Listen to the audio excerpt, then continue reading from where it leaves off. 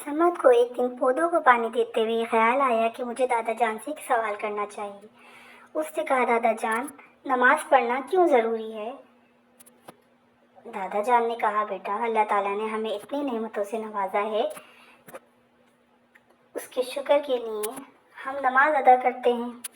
अब देखो ना भाई, रात को जो तुम इतनी सुकून की नींद सोते हो, तुम्हें नींद आना भी एक नेमत है।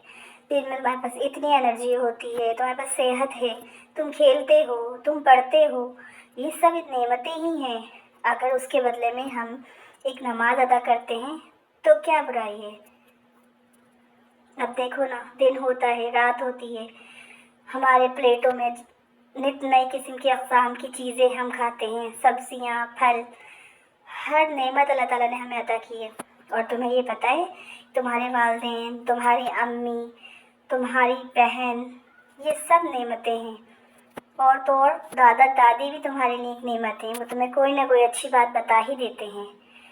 इसलिए हमें इबादत करना चाहिए। नेमतों का शुक्र अदा करने के लिए, शुक्राने के लिए हम नमाज अदा करते हैं।